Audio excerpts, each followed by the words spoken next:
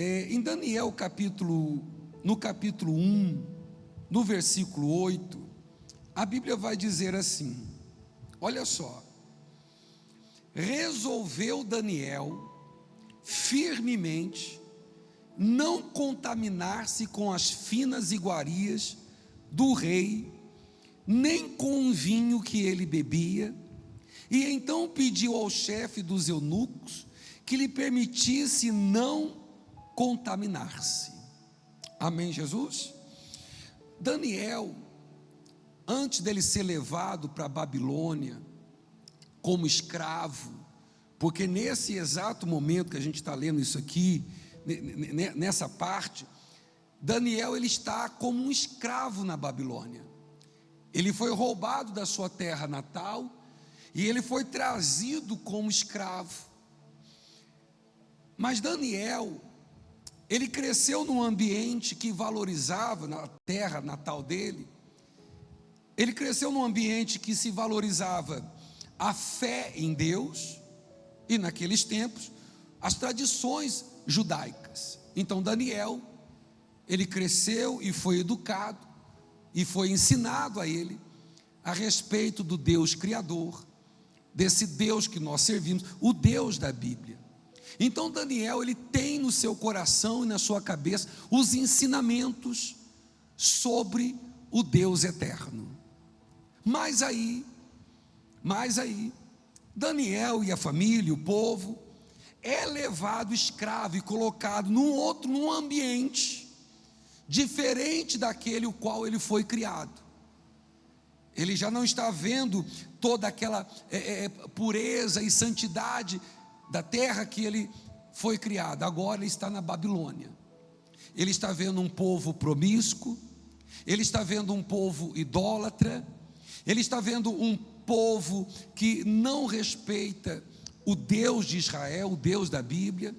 Ele está no meio de um povo que simplesmente não tem temor, um povo beberrão, um povo que vive no pecado, e ele é colocado nesse ambiente.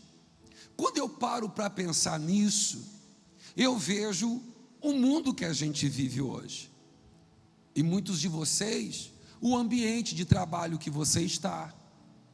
Por exemplo, hoje você está numa faculdade, numa escola, é quase poder dizer, está praticamente dentro de um inferno. Quanta coisa promíscua nós ouvimos e vemos dentro das faculdades, nas escolas, no trabalho. Esses dias mesmo, teve um rapaz que comentou comigo que ele trabalha numa empresa. Olha o que ele disse para mim, que nessa empresa que ele trabalha, toda pessoa que entra casado comete adultério.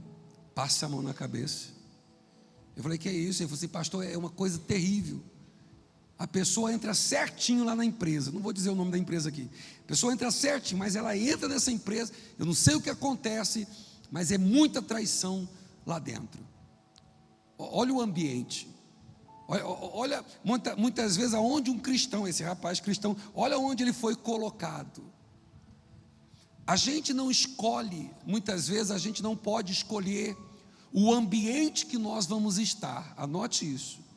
Muitas vezes nós não escolhemos o ambiente que nós vamos estar, mas nós podemos escolher se vamos nos contaminar com aquele ambiente ou vamos estar lá para transformar aquele ambiente.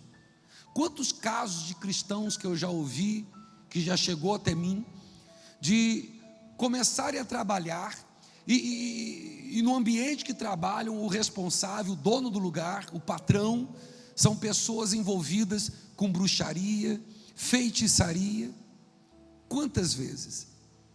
Repito, muitas vezes, o ambiente nós não podemos escolher, mas temos o poder de escolher se vamos nos contaminar com aquele ambiente ou vamos transformar aquele ambiente. E eu acredito fielmente que Deus permite e Ele nos envia a certos lugares, e Ele nos coloca em determinados lugares, exatamente para que eu e você venhamos manifestar a glória e o poder libertador que Ele tem.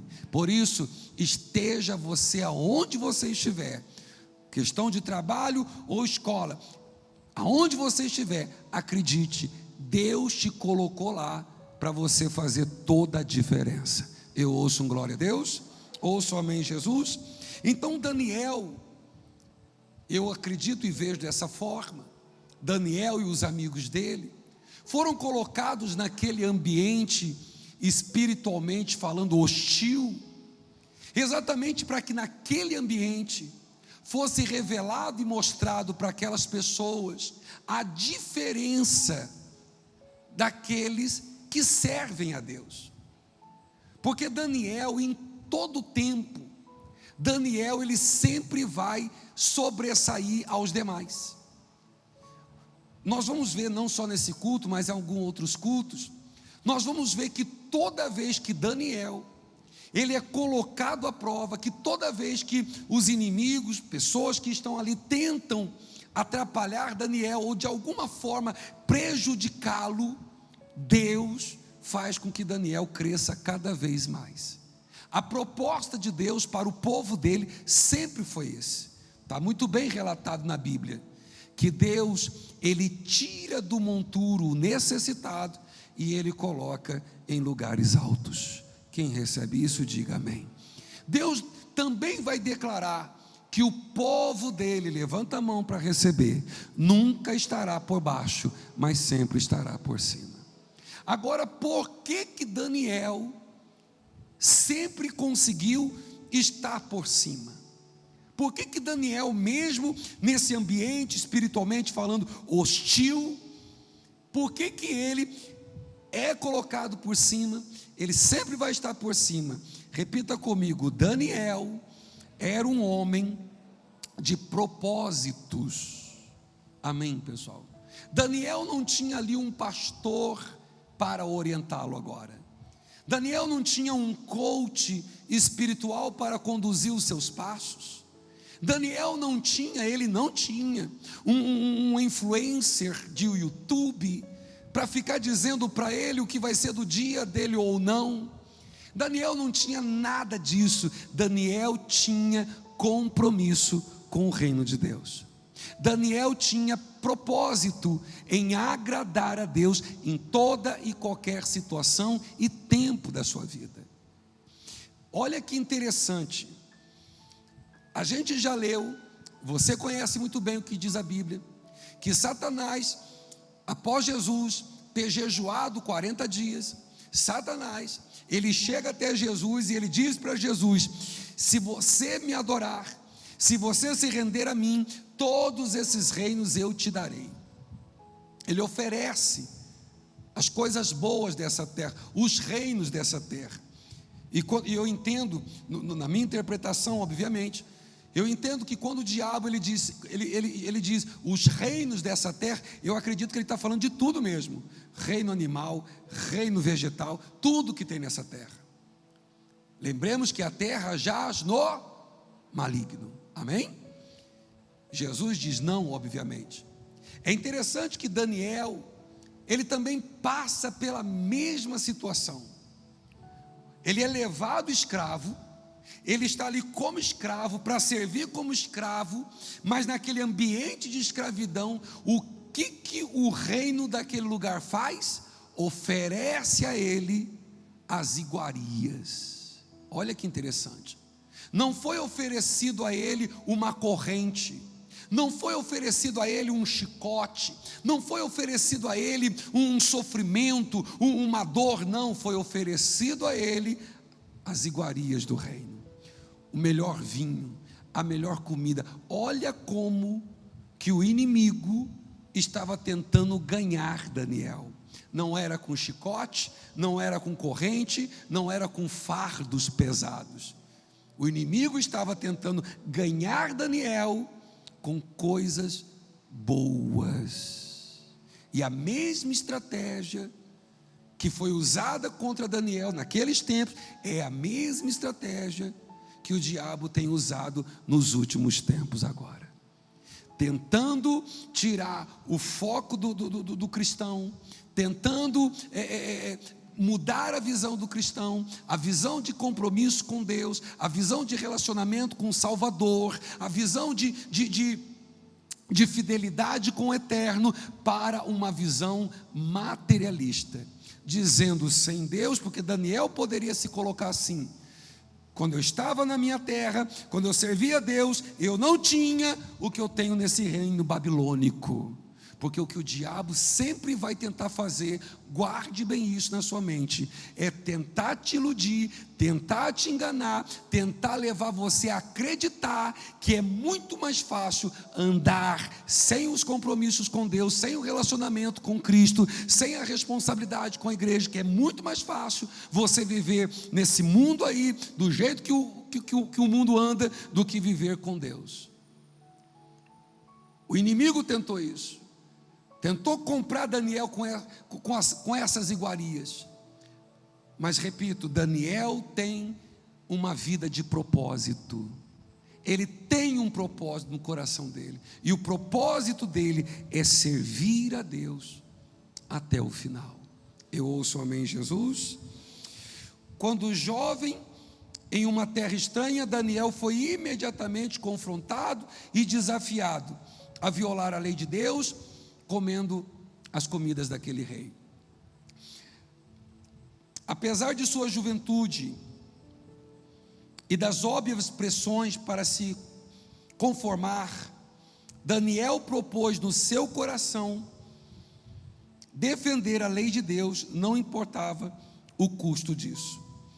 E por causa da sua disposição de colocar Deus em primeiro lugar, Deus concedeu a Daniel favores aos olhos dos outros. Olha onde começa a mudança, olha onde começa o mover de Deus. Daniel se propôs, ele tem um propósito no coração dele, ele abre um propósito de jejum, ele tem um propósito de não negar a Deus. Primeira coisa que vai acontecer, bota aí Daniel capítulo 1 versículo 9, olha que interessante. Ora, Deus concedeu a Daniel, qual é a palavra, gente? Misericórdia e compreensão da parte do chefe dos eunucos. Quando eu vivo uma vida de propósito com Deus, e quando eu ando num propósito de servir a Deus, Deus sempre vai na frente, abençoando. Deus sempre vai na minha frente, criando situações para que o desejo do meu coração para com Ele possa se cumprir dia após dia. Esse chefe dos eunucos poderia ser um empecilho, mas olha que interessante. Daniel tem um propósito com Deus, Daniel está num propósito e Deus concede, usa alguém ali dentro daquele reino para ajudar a Daniel no seu propósito. Ouço amém, Jesus? É interessante isso, que não apenas com Daniel, mas nós vamos ver também, quando a gente lembra de José. José, ele passa pela mesma situação que Daniel, é quase que a mesma história. José, assim como Daniel, é levado também a uma terra cativa. Ele também é colocado numa situação aonde ele poderia negar a fidelidade a Deus para se beneficiar daquele ambiente do inimigo. Mas assim como Daniel, José também, ele vai manter firme o propósito de honrar a Deus em primeiro lugar, de buscar a Deus em primeiro lugar. E Deus também, assim como Daniel, com José, Deus vai ser favorável e vai usar pessoas para abençoar José, como abençoou a Daniel. E a isso eu já posso dizer que Deus continua tendo o mesmo poder para também usar pessoas para abençoar você. Eu ouço amém, Jesus? Todo filho de Deus precisa ser uma pessoa de propósito. Amém, igreja? Ninguém respeita uma pessoa sem identidade, alguém sem direção em sua vida. Considerando que um forte senso de propósito geralmente gera respeito e admiração nos outros, qual deve ser o propósito do coração, do cristão? Esse a gente vai encontrar Mateus capítulo 6, versículo 33. Qual o principal propósito de um cristão? Vamos ler junto? Buscai, pois, em primeiro lugar o seu reino e a sua justiça. Repita comigo: e todas essas coisas vos serão acrescentadas. Eu ouço um glória a Deus. Eu ouço um glória a Deus. Qual tem que ser o principal propósito de um cristão? Buscar a Deus. De que forma mesmo? Em primeiro lugar. É certo que todos nós temos responsabilidades, temos compromissos, temos afazeres, mas o propósito principal, repete comigo para você não esquecer: buscar a Deus em primeiro lugar. Não quando dar, não quando é possível, não se sobrar um tempo. Não trate Deus como se fosse algo qualquer na sua vida. Não trate Deus de qualquer maneira. Não trate Deus como se não fosse algo importante. Sabe uma coisa que eu acho muito interessante, igreja? Às vezes eu ouço pessoas dizendo assim: eu marquei uma consulta para daqui 3 meses. Parece que é uma média, né, que leva aí para ter uma consulta no SUS. 3 meses. Eu acho tão incrível que passam 3 meses e a pessoa não esquece da consulta que foi marcada, da hora que foi marcada, do dia. E quando chega o dia, a pessoa não chega lá no horário que está agendado. Ela chega normalmente quase 1 hora, 2 horas mais cedo. É verdade ou não é? E pode estar sol, pode estar chuva, pode estar o problema que for. Chegou no dia da consulta, a pessoa vai estar lá. E muitas vezes ela nem conhece o médico, não sabe o potencial daquele médico. Muitas vezes ela nem sabe se o médico vai resolver o problema dela. Mas como ela teve um agendamento, como ela teve um compromisso com aquele médico, aquilo ali, ela vai desmarcar qualquer coisa, ou ela não vai marcar nada naquele dia, porque ela tem uma consulta para ir, porque a consulta é importante. Não estou dizendo que a consulta não seja importante, é importante, mas no entanto, quando se fala das coisas de Deus, porque, irmão, o nosso Jesus, o Deus da Bíblia, Ele é o médico dos médicos. Ele é o especialista de todas as áreas para a tua saúde, quer física, espiritual ou emocional. Quer ser curado na sua carne? Jesus tem a cura para você. Quer ser curado no teu espírito? Jesus tem a cura para você. Quer ser curado no seu emocional? Jesus tem a cura para você.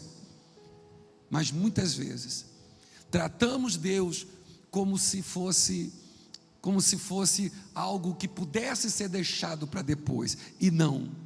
O propósito de todo cristão é buscar a Deus em primeiro lugar. Porque aí, meu irmão, eu creio na palavra de Deus e levanta a mão para receber.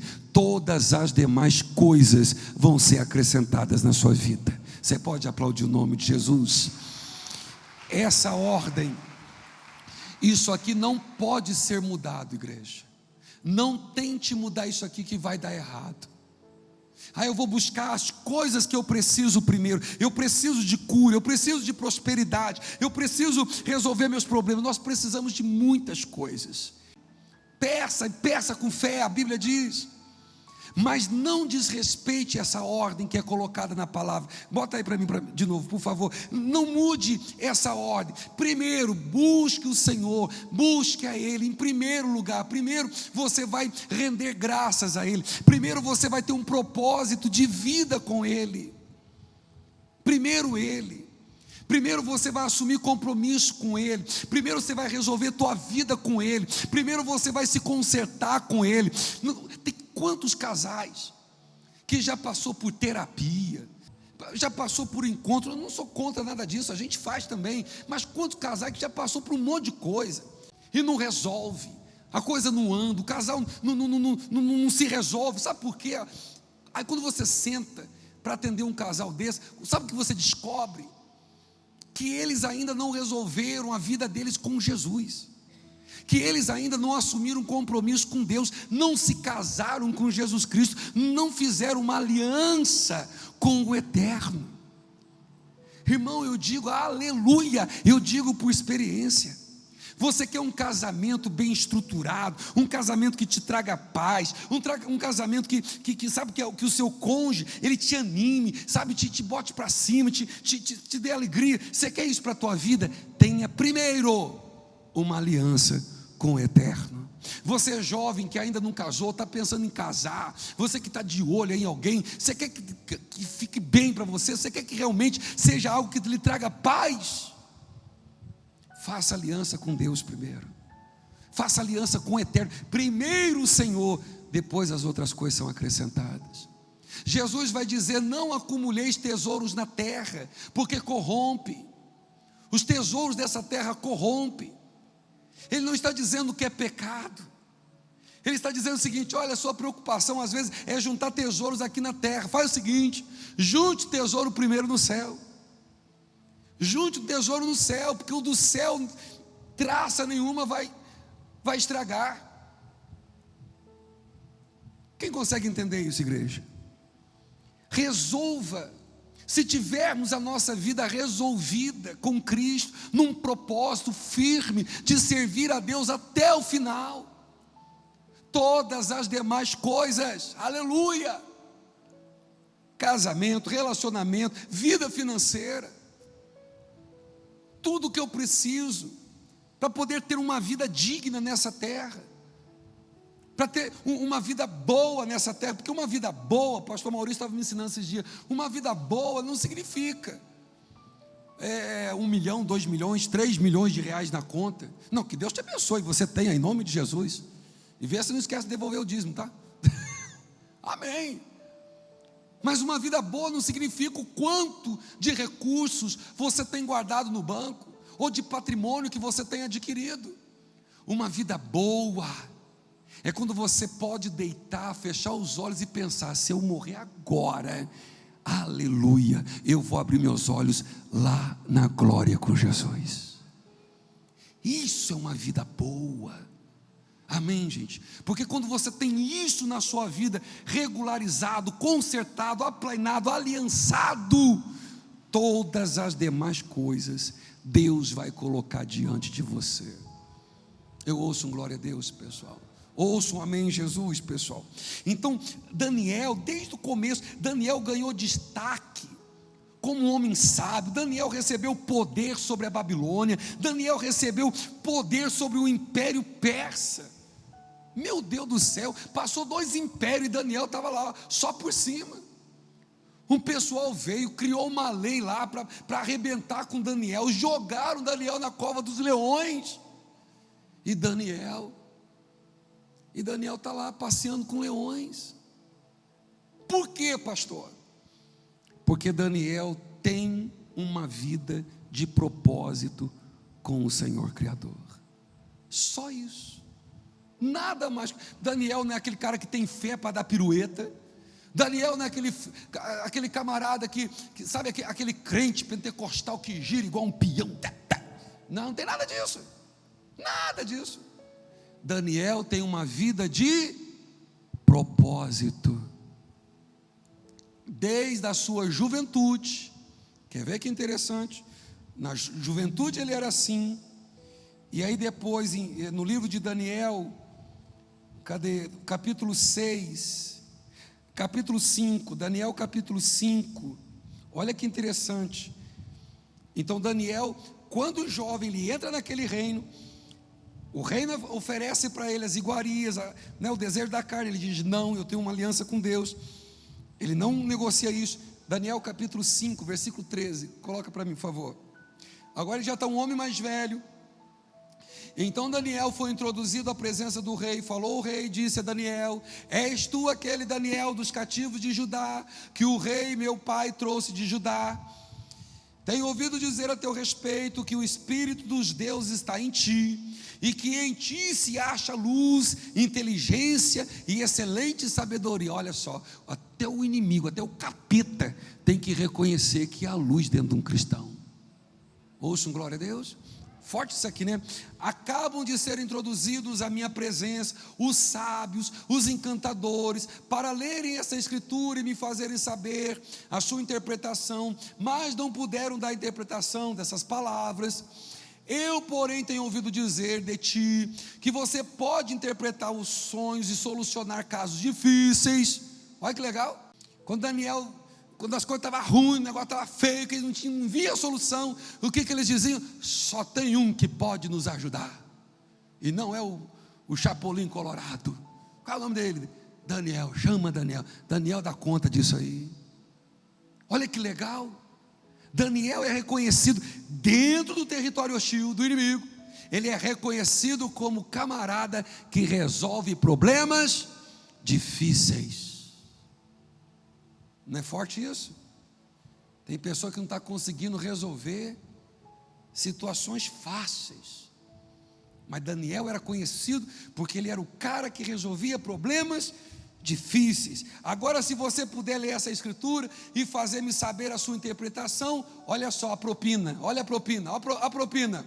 Olha o que o inimigo está dizendo: ó, se você resolver esse problema para mim, você será vestido de púrpura, terás cadeia de ouro ao pescoço e serás o terceiro no meu reino.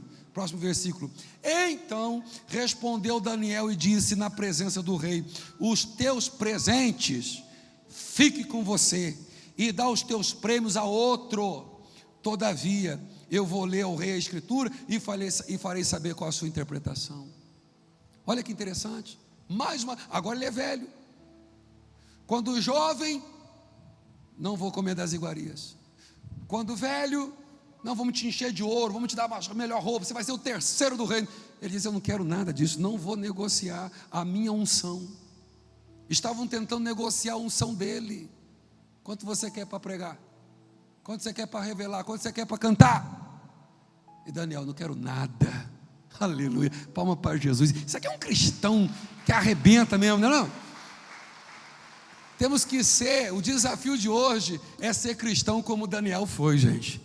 Quem está a fim de ser esse cristão, pessoal? Olha aí, ó, que coisa linda. Forte isso, né? Pega o teu dinheiro, pega o teu ouro, dá para quem você quiser, não vou negociar a unção que está sobre mim. Não é forte isso, igreja? Eu ouço um amém, Jesus? Daniel, ele é um homem de princípios. Ele vive na base de propósitos, mas ele tem princípios.